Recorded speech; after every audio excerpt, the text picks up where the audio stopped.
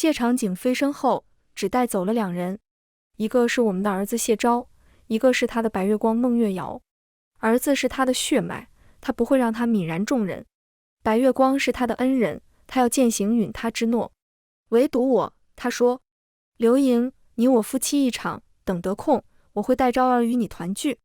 前世因为这句话，我等了3年又3年，最后孤独终老，也没见到他的身影。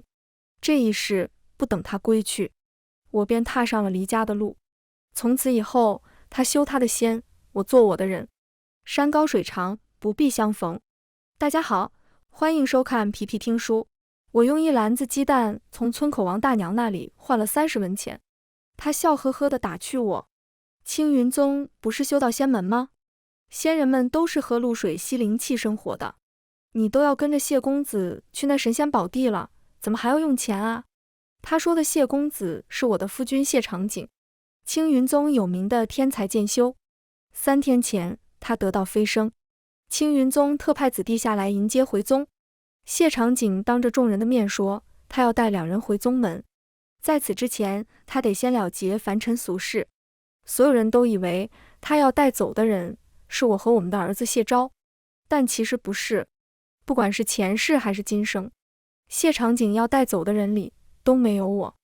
我拢好了袖中的钱，笑了笑，半真半假的解释，谢长景是仙人，我又不是，要是没有钱，那还怎么过活？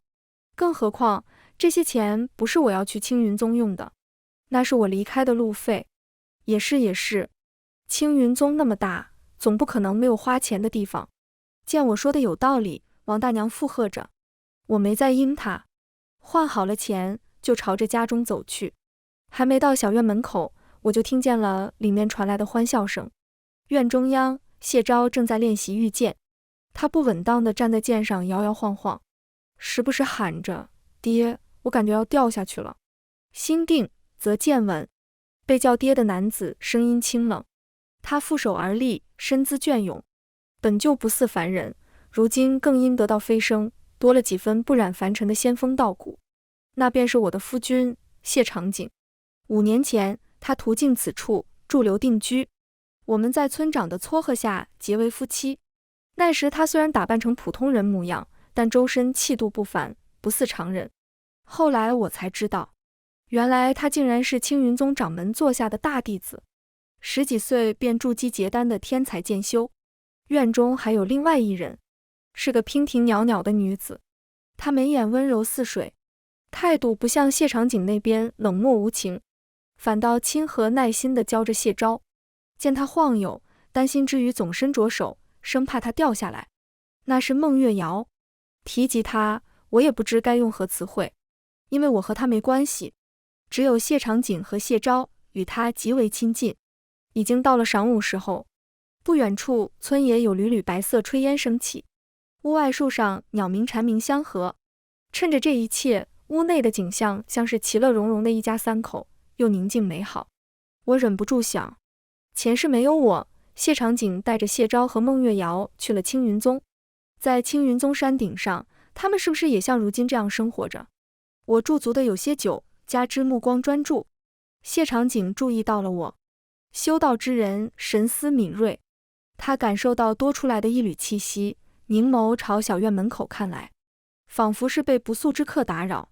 我看清他眼底笼罩聚集的一层寒意，直到见到是我，他神色讶异。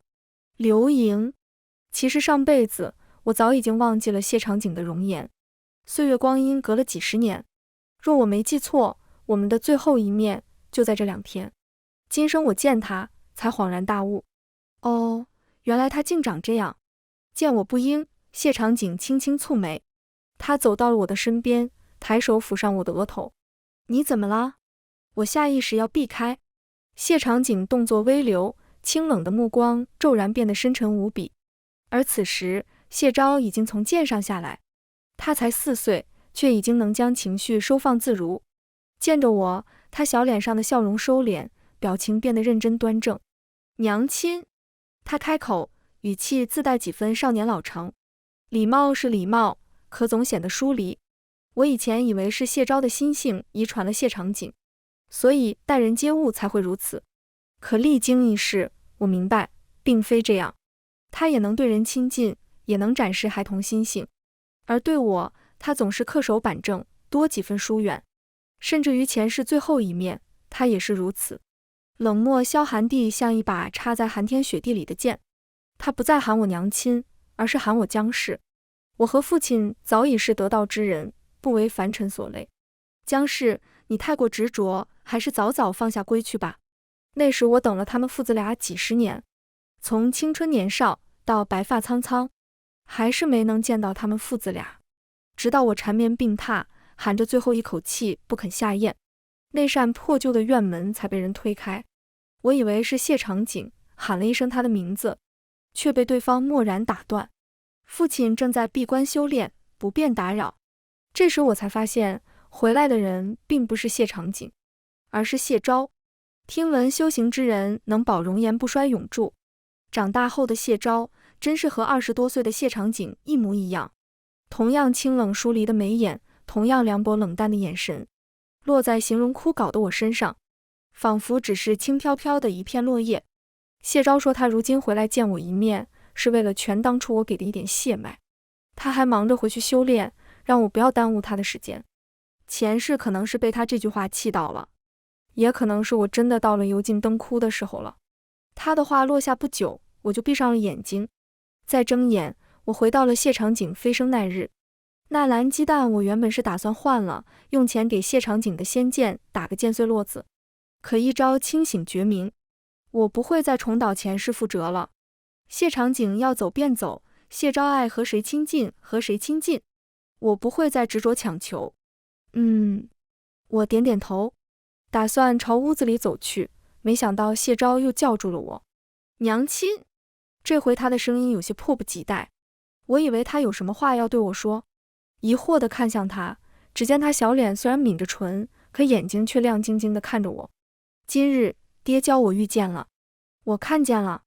我正想点头表示自己知道了，忽然便想起了前世一些小细节，那就是以前不管谢昭做什么，我回来之后都会问他，然后狠狠地夸赞一番。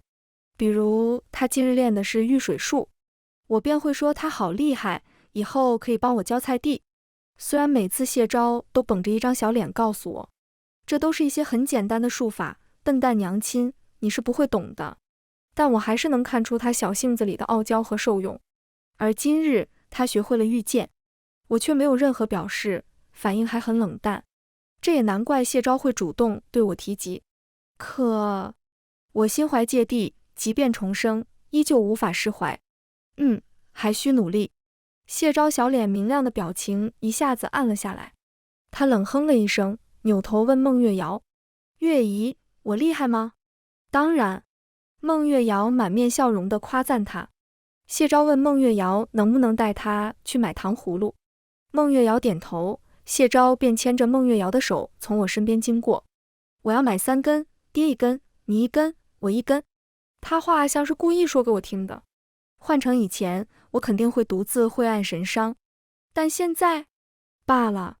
我朝屋子里走去，把我换的那30文钱放进了匣子里。在收拾行李的时候，我先把谢长景和谢昭的衣服捡了出来，刚要放到一旁，谢长景就走了进来。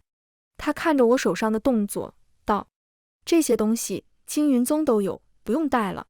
我诧异地看向他，立马明白过来，他是误会了。谢长景走到我面前，目光清冷，凝聚在我身上。刘莹，我们明日便启程了。他开口。我知道。这话他飞升那日就说过了。他说处理凡尘俗事还得3日时间，3日后他就回青云宗。前世这个时候我还在想，谢长景飞升肯定得把我和昭儿都带走，我们都走了，他还能有什么凡尘俗事？后来我才知道，原来他的凡尘俗事指的是我，而他要带走的人是谢昭和孟月瑶。谢昭我可以理解，毕竟是谢长景的血脉，但孟月瑶，我始终耿耿于怀，到底为何？即便谢长景向我解释，是因为当初孟月瑶的救命之恩，他允了对方一个承诺，而孟月瑶说希望自己能上青云宗拜师修炼，岳瑶资质尚浅，青云宗规矩严苛，唯有此法能让他上青云宗，所以我成了那个被抛弃的人。前世的我因为这件事情免不了和谢长景一番争吵，但最后被谢昭说的话打败。谢昭说：“你去能干什么？种地喂鸡吗？”谢昭在谢长景的教诲下，小小年纪便心怀苍生，大公无私。他觉得我与其占着一个修仙的位置尸位素餐，倒不如把名额留给需要的人。而前世让我死心放弃的，是最后孟月瑶说的一番话。他说：“青云宗可是修仙第一宗门，你难道要让别人嘲笑昭儿和谢大哥，他们的娘亲和妻子是一个平平无奇的凡人吗？凡人怎么了？当初可是谢长景说要娶我这个凡人的。”我当时满心气愤怨怼，孟月瑶却冷笑一声：“谢大哥娶你，不过是为了厉情节飞升而已。5年前，谢长景降妖除魔经过这里，被天命指示他在此处有一情节要立。谢长景不知是谁，但也知道厉情节得先和一个女子相识，于是他假扮口渴经过的行人，进村跟村民讨要一碗水喝。他敲的第一扇门便是我家，天命指引，他所遇到的第一个女子便是自己的情节，不然你以为你一个无父无母的孤女，如何能得到他的青睐？”我脸上的血色被孟月瑶眼底的嘲讽一寸一寸刮尽。我当然想质问谢长景，但那天晚上他们趁我睡着悄然离开。我死前含着的那一口气，不过是为了撑着想见见谢长景，问他到底是否真的如此。只可惜到死都没见到他。重生后我还在想，为何不再多回溯几年，到谢长景来敲门那日。届时我定当着他的面将那碗水泼在地上，但天命如此。在经历了上一世的苦苦等待和执迷不悟之后，我已经不想再去追问这个答案了。从某种程度上来说，谢长景的劫度过了，我的劫也度过了，所以我该去过我自己的人生了。因此在经历一次谢长景告诉我他要带孟月瑶和谢昭走的时候，我十分平静地接受了这个事实，并在接下来这几天好好计划了一下自己的往后余生。但没想到，因为我近日过于冷淡和无视的行为，谢长景以为我这是在同他置气。刘盈，我知你心有不甘，但君子之诺重千金，你我夫妻一场，我答应你，等得空我会带昭儿回来与你团聚。见我不应他的话，反而在自顾自地收拾东西。谢长景抿着好看的眉头看我，他做出了和前世一样的承诺，语气缓和，但我不会再像前世一样，因这句话等他3年又3年，又因孟月瑶的话内心煎熬3年又3年。好，我知道，我理解，我明白。我一边收拾包袱，一边敷衍着谢长景。见我不想和他多谈，谢长景目光复杂，他欲言又止，看我一眼又一眼，最终转身离去。第2日清晨，我被窗外鸟鸣叫醒，睁开眼，想到今日是谢长景和谢昭出发的日子，也是我要离开的日子。院子外传来了对话声，空气中隐约飘荡着一丝饭菜的香气。走出去一看，原来是孟月瑶在灶台处洗手做羹汤。谢昭小小的身子站在旁边，眼巴巴地盯着刚出锅的点心。孟月瑶温柔一下，用筷子夹了点喂他嘴里。真好吃，月姨，你做的比我娘做的还好吃。是吗？那以后我常做。孟月瑶脸上笑意更甚。两人正对着话，谢长景就走到了他们的身边。月瑶，你是客人，这些事你不用做。孟月瑶弯弯眼睛，声音柔弱地回应道：我们马上就去青云宗了，做这些也是提前适应，毕竟刘英姑娘不在，我总要替她照顾好你们。闻言，谢长景沉默，半晌才听见他一声：辛苦你了。他背对着我，看不清脸上神情，但从声音也能听出该是柔和的。恰在此时，谢昭又握住两人的手。爹，月姨，你们放心，昭儿会自己照顾好自己的。他一番认真的童言，院子里立马传出一阵笑声，直到被我的出现打破。3人这回都注意到了我。孟月瑶率先开口说话，眼底笑意盈盈浅浅。刘英姑娘，你醒了，来尝尝我新做的点心吧。他自有喧宾夺主的姿态在。而巧的是，从我这个位置看过去，孟月瑶所站的地方，像是被谢长景父子俩一起保护着。这不由让我想起一些我和孟月瑶之间的事情，其实也不是什么大事，不过是我不喜欢孟月瑶来我们家而已。但孟月瑶是谢长景和谢昭的救命恩人，谢昭又十分喜欢她，每次都央求着对方来家里做客。我那时见谢昭和孟月瑶亲近，心里吃味，却又不好明说，只好暗戳戳让谢长景替我说话一二。谢长景闻言，却埋怨我不懂事。昭儿心性，能亲近旁人是好事，你拘人家做什么？与其吃醋，倒不如好好想想自己，为什么不能像月瑶一样讨昭儿欢心？当时他一番话像盆冷水浇头而下，我瞬间哑口无言。后来我渐渐想明白了，为什么？无非是因为我是凡人，而谢长景和孟月瑶都是修道之人。谢昭从小便崇拜谢长景，他知道自己的父亲身份不凡，也期盼着有一天能成为像他一样的天才剑修。谢长景也对谢昭寄予厚望，父子俩时常讨论切磋。我也想加入他们，但他们说的那些什么凝神节气、筑基结丹，我实在不懂。时间久了，两人和我的话变少了。谢昭更是说，凡人笨，但娘亲更笨。可他也是我这个凡人生出来的啊！我感到伤心，便不再过问二人修炼的事情。他们修炼，我就在旁边喂鸡喂鸭，织布打烙子，日子也算宁静安详。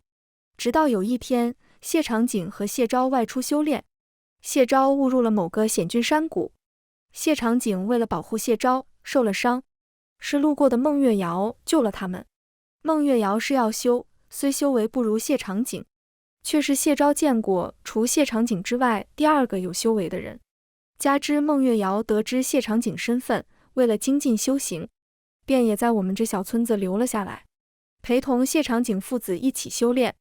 有一回，孟月瑶又来了，我本想向她请教要修之法的，毕竟我想着，既然剑道不行，我就换个道。没想到孟月瑶听完我说的话，脸上含笑，眼底嘲讽地打量我上下。刘英姑娘，修道之人需要有灵根，可你没有，还是别白费力气了。我有点生气，觉得她不如昭儿所说的人美心善，于是便不想让昭儿和她亲近。没想到孟月瑶却因此离开，因而谢昭和谢长景怪罪我，尤其是谢昭，哭闹着捶打我，都怪你，都怪你，是你把月姨赶走了。谢长景为了安抚她，连夜御剑飞行，找到了离开的孟月瑶。那时两人也是这般围在孟月瑶身边，和形单影只的我形成了分明之势。我没去细究孟月瑶隐隐的倨傲和得意，只说了一声不必了，便朝屋外走去。谢长景这才注意到我手上挎着篮子，神色一变，刘莹，你去拿。他语气藏着一丝不易察觉的慌张，伸手拦住我。我不动声色，去王大娘那里换点鸡蛋，你们要走，总要带点干粮上路吧。谢昭撇嘴，娘亲，我们御剑飞行，1日便能到青云宗，根本用不着干粮。他似乎又觉得我多行费事。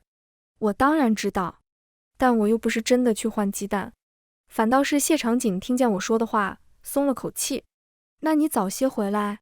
好，才怪。我朝着村口走去，身后是青青田野，连绵青山，晨起的鸟儿自白色的天际掠过身影，清风吹拂。他们有他们的归途，我有我的去处。谢长景，日头已经晌午，可村口的小路还是没有江流莹的身影。谢长景神思凝重，昭儿已经背着小包袱和自己的剑又跑了过来。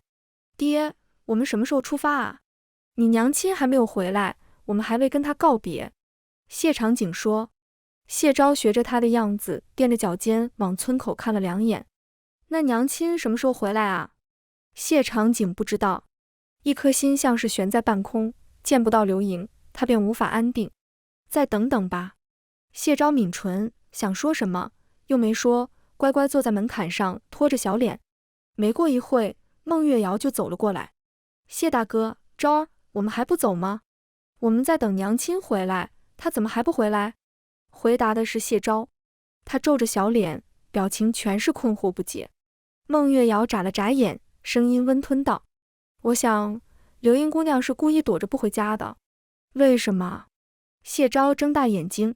孟月瑶说，可能是因为她不忍见分离的场景吧。人都是这样，心中一旦有了牵挂，分离犹如刀割火尖。谢长景垂眸，觉得孟月瑶说的并不是没道理。刘盈害怕分离，以往自己带昭儿出去修炼，他都得担心一夜，然后总问自己，那你们何时回来？即便给了他一个确定的时间，刘盈还是不放心。每次在他们约定好回家的那个日子，就早早站在村口等待，看见他们的身影，便欢欣雀跃地朝他们奔来，像是一株垂头丧气的草，突然被注入了灵力。问他为何如此，他说，以前每到吃饭的时候，就会有村里的大人喊外出玩耍的小孩回家吃饭，那时家家户户门口好像都站着个等待的人，还有的时候儿童散学归来，大人还没忙完田里的活，小孩子们便聚在村口田埂处，一边玩一边等。唯独他不管做什么都没有人等自己，也没什么要等的人。但自从有了他和谢昭，刘盈便觉得一切都不一样了。虽然大部分时候他都是在等待中度过的，唯独这次谢长景等他没等到。既然刘盈是存心躲着不见自己，那他再等下去又有什么意义？更何况他本就是为了厉情节才留在了这里，如今他劫难已过，顺利飞升，更应该道心坚定，稳固修炼，怎能又于凡间情爱？谢长景握紧手中仙剑，脸眸收起心中思绪。走吧。谢昭从地上站起。爹，我们不等娘亲了吗？不等了。话是这样说，但谢长景还是留下了一块玉牌和一封信。那玉牌是青云宗传信用的，信上记载了使用方法，等刘盈归家就能看到。要是他想念自己了，就能通过玉牌传话，届时他的仙剑自会有响应。按照他的性子，不出3天，指不定他刚回青云宗就能收到刘盈的消息。谢长景如是想，然后便带着谢昭和孟月瑶回了青云宗。可3天过去，1个月过去，谢长景的剑安静如斯，即便他在谢长景的手中挽出凌厉的招式剑花，谢长景都没收到专门代表刘盈的信号。不可能，刘盈怎么可能按捺得住？谢长景脑海中涌入乱七八糟的念头。无心练剑，恰在此时，有门内弟子汇报，谢昭今日修炼懈怠。谢长景皱着眉去找谢昭，正好看见孟月瑶神色尴尬地走出，里面传来谢昭闹小脾气的声音。这里不是凡间小院，哪里容得了他胡来？谢长景呵斥。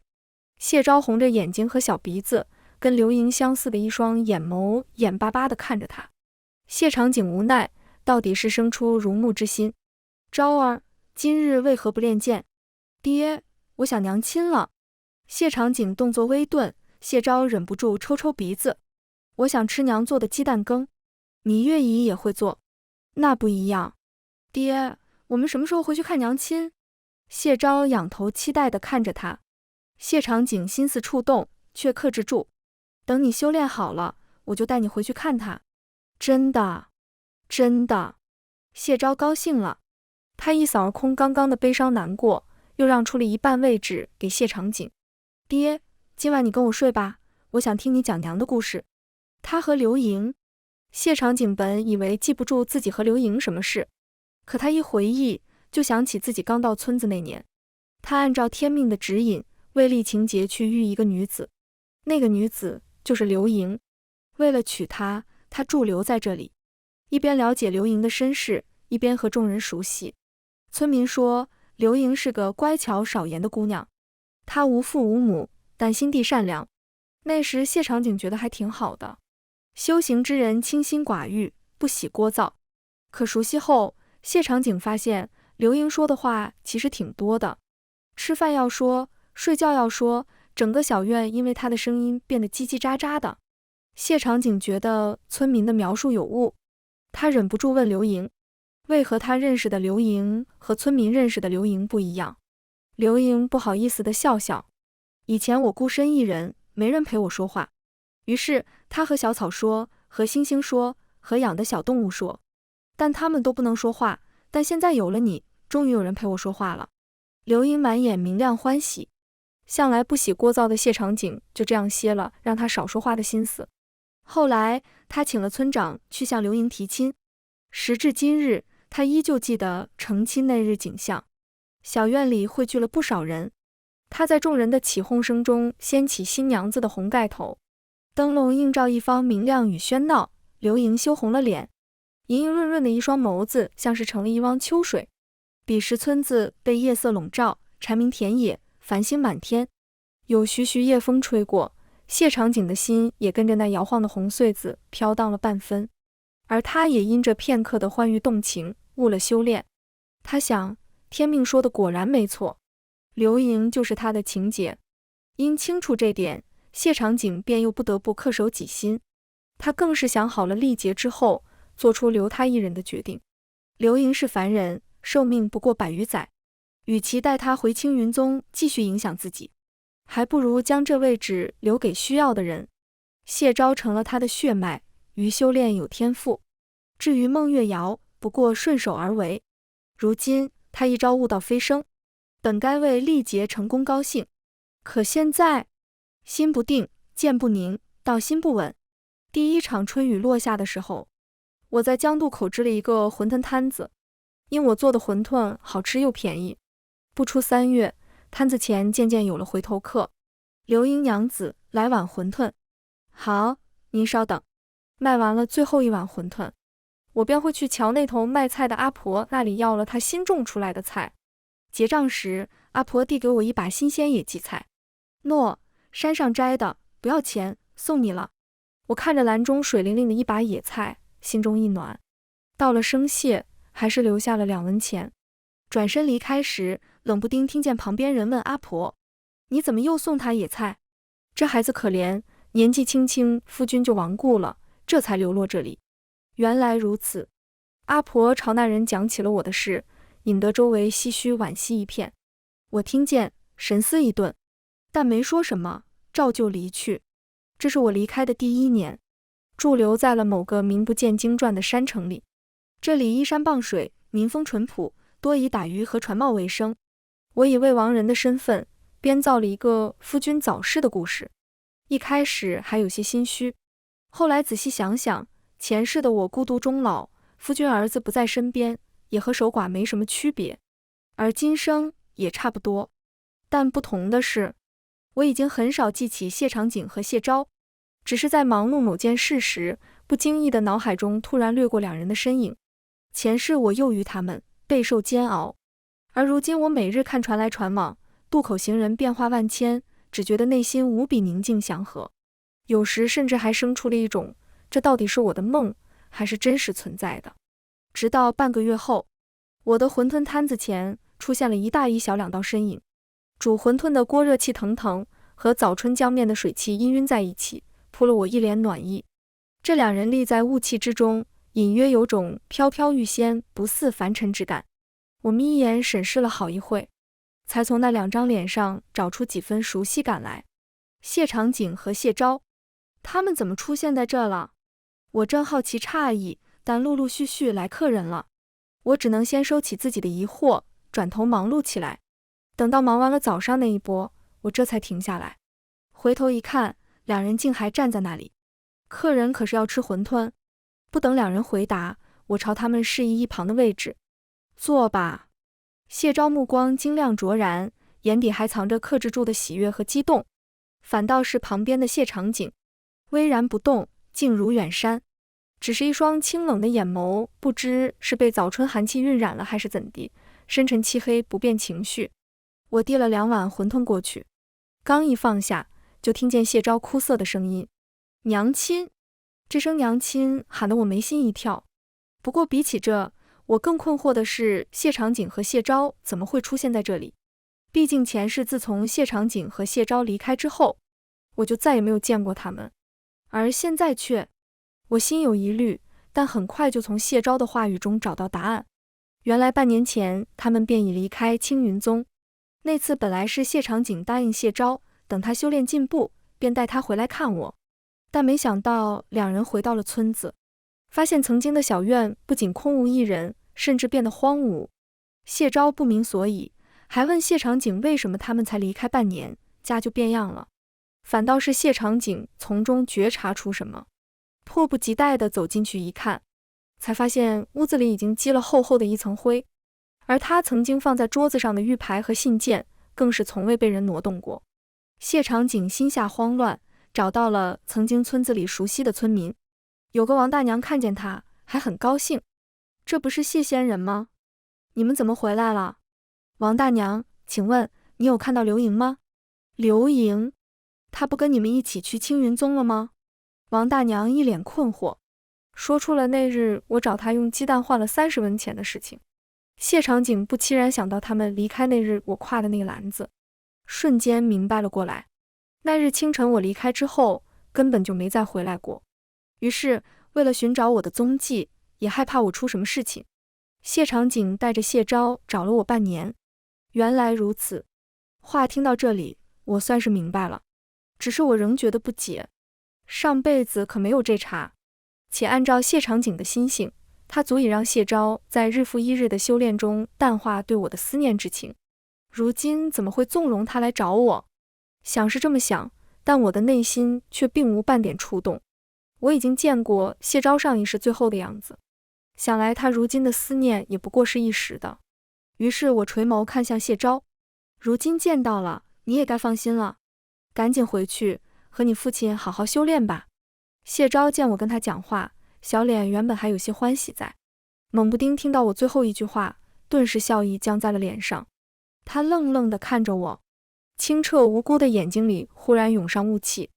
我当然知道为何，但一句话也没说，转而开始收摊。可我的手刚碰上两人面前的碗，一只劲瘦有力的手便抓住了我的手腕。刘莹，这声音微沉。我抬眸，对上如万古江流般清冷沉稳的一双眉眼。谢长景目光如深渊凝重，我与他对视片刻，见他眼底隐隐晃动的泽光与隐忍，与谢昭的并无二致。谢长景道：你可还是在生气？雨不知何时又下了。停泊在渡口的乌篷船被拍得噼啪作响，雨雾与江雾间，谢长景无奈的声音传入我的耳畔。谢长景说：若我不是生气，怎么会不告而别？怎么会1年都不归家？又怎么会见到他们一点欢喜都没有？按照谢长景心中所想，我们分别如此之久，重逢再见，我该克制不住的欢喜和热泪盈眶，而不是像现在这般疏离且冷淡。我如今所表现出来的一切，在谢长景看来，不过是在发泄自己的怨气罢了。我依旧在记恨着当日他飞升时做的决定，我的内心升起一阵可笑，不是为我自己，而是谢长景。原以为谢长景和我一样，都已经度过自己的结束，走过前尘往事，却不想他还停留在原地，并没有。我回答他，谢长景不信。他握住我的手，力道执着，目光也执着，似乎想要从我眼底找出半分谎意。可我内心坦荡，并无隐瞒。谢长景眸光微漾，一抹慌乱浮现。那日之后，我原本以为谢长景会就此离开，但并没有。他租下了我所住小院的另外半边，我们比邻而居。虽然有些膈应，但不是我的屋子，我也做不了主。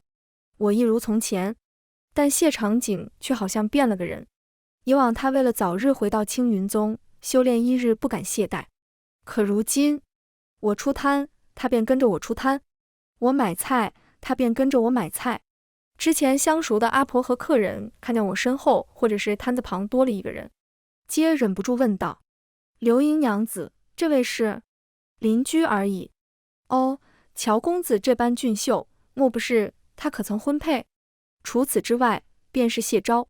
谢昭倒未察觉到我和谢长景之间的异样，他只以为我们一家3口又住在了一块。他每日晨起练剑，从早到晚，见到我便声音扬起，喊一声娘亲。我见他额头上染了点点汗珠，眼睛还不忘明亮地看着我，便知道他又想我夸他了。但我只是问道：此处不比青云宗灵气充沛，为何不回去修炼？爹说，君子论道而行，不管是青云宗还是凡间，遵守己心，即为修炼。谢昭一板一眼，倒有几分仙家之风。闻言，我并未再说任何话，毕竟以前谢长景可不是这样说的。又一日，我出摊回来，听见院子里传出说话声：谢公子啊，我瞧你仪表堂堂，气度不凡，特意来为你说亲的。谢长景来此处不过月余，可他的名声倒是传遍了小城。说亲？是啊，谢公子还未婚配吧？我这里啊，可是有好几个好人家的姑娘，保证你。谁告诉你我未曾婚配？我已有妻室和心爱之人。谢长景皱眉，他自有身居高位的清冷压迫，媒婆支支吾吾。谢昭瞪着他，我有娘亲的，江流莹就是我娘。媒婆诧异，忽然一扬手帕，笑呵呵地说道：原来公子喜欢的是流莹娘子啊。嗨，你早说嘛，这二婚我也是能说的。只不过这流莹娘子乃是新寡，她的夫君1年前亡故，怕是命格不详，配不上你啊。话落，小院陷入一阵沉寂，倏然一阵冷风起，凉意裹挟。谢长景站在院中，身姿似被定住一般，目光灼然。你说什么？媒婆以为他不信，点头。他说是这般说的，不过大家都是不信的。他要不是做了某富贵人家的外室，要不便是被休弃的下堂妇，要不然你看他为何孤身一人？一派胡言。谢长景突然呵斥，媒婆吓了一跳，拍着胸口舒缓。这可不是我说的，大家都这么传。再说，若情况不是这样，那为何他夫君从不露面，1年半载书信也不见？那他必是被抛弃了呀。谢长景脸色血色尽失，一片煞白。媒婆被吓到，还以为是触碰到了什么禁忌。他留下一句有需要再找我，便要离去。出门前正好与我撞上，他心虚看我一眼，头也不回。我进入院门，正好与谢长景的目光对视上。当晚他便问我：流莹为何说我已死？这话说的，难不成告诉别人我的夫君修仙去了？那别人定会以为我是失心疯。更何况前世他和谢昭自离开后再未归来，这和死了有什么区别？谢长景仿佛被利剑刺穿心脏，身形骤然失去力气。他并非不理解，当初他将我留在村子里时，定然也想象过我会遭遇的流言蜚语，可他还是选择带孟月瑶离去。那时我承受的利剑穿心，可不比他受的疼少。自那以后，我与谢长景形同陌路，但谢长景却依旧我行我素，跟在我的身后。我尽量无视，仍不免受影响。如此几日反复之后，我终于忍不住要找对方说清楚，但还没等我开口，小院便迎来了另外一位不速之客。谢大哥，就为了一个凡人误了修炼，值得吗？虽许久未见孟月瑶，但我依旧对她的声音感到耳熟。此时她站在院子中央，手握一柄仙剑，摇摇生姿的眉眼凝满恼怒。谢长景未应他这句话，只是站在台阶上垂眸下望。月瑶，当日我与你一诺，带你回了青云宗，如今你我已经两清，从今以后你我再无瓜葛。为何？就因为江流莹，她一个凡人，你何苦要对她念念不忘？她是凡人，但她也是我的妻子。孟月瑶的话被打断。谢长景道：我曾经以为自己只将她当作飞升之路上的结束，可并非如此。我心悦她，我想带她回青云宗。即便凡人只有几十年寿命，那我也要与她做几十年夫妻。孟月瑶紧咬贝齿，眼底尽是屈辱和不甘。她无法劝服谢长景，便来寻我。当时我一锅新鲜热乎的馄饨即将出锅，他一柄银光流淌的仙剑凌空飞来，铮一声鸣响之后定在了我的摊上。周围人都吓了一跳，唯独我目光冷静凝望着自人群外走近的孟月瑶。江流莹，你如今可满意了？都是因为你，谢大哥舍弃了修炼。他愤愤不平地瞪着我。我原以为凡人在面对是非的时候会有所偏颇，没想到原来仙人也会有。被抛弃的人是我，被谢长景当作厉情节飞升的垫脚石是我，被欺被瞒的是我。可在孟月瑶的眼中，有错的却是我。孟月瑶冷笑一声，你怎能和谢大哥相提并论？他这样做是为了更好地守护苍生，可我也是苍生之一，不是吗？我不解反问道。若谢长景真的大公无私，怎么会为了修炼飞升去欺骗一个女子的感情？而如今他又为了我舍弃修道，弃苍生于不顾，这和他当初所行不是背道而驰吗？到最后却还要把罪过归咎在我身上。孟月瑶说不过我，依旧气愤。他只能重复道，若非你离开，谢大哥怎会如此？照你的意思，我就该听天由命，守在村子里，乖乖等待着谢长景回来。若他想起我，修仙之路上思念一会，也算有情。再好点，或许10年8载下凡来看我一次，也算全了我们曾经的夫妻情谊和他心中的道义。我就该杞人忧天，自怨自艾，未等一人从青丝到白发，最后被世人惋惜，感慨一声痴情后孤独死去，而不是像现在这样没心没肺，无情无义，说放下就放下。凭什么？又何苦？更何况这样的日子我前世早已经历过。可10年痴10年狂10年想，岁月恍惚，这场我所期待的重逢隔了2世光阴，生老病死，爱别离，求不得，我心已飞。我目光凌厉地看向孟月瑶，掷地有声，渡口处凉风渐起，一阵苍凉感扑面而来。而就在这时，风云骤然变幻，天空乌色云层似浓墨席卷翻涌，阵阵雷鸣自其间传出，好似天地即将倒个，可下一秒却是霞光万丈，碧波万顷。孟月瑶脸色煞白的看天看地又看我，怎么会？你怎么可能？他呢喃自语，语不成句。我疑惑地看向他，却忽然感受到另外一道落在我身上的目光。谢长景，他不知何时来到这里，脸色虽比不上孟月瑶难看，但好像也受到了天雷冲击一般，目光复杂地落在了我的身上。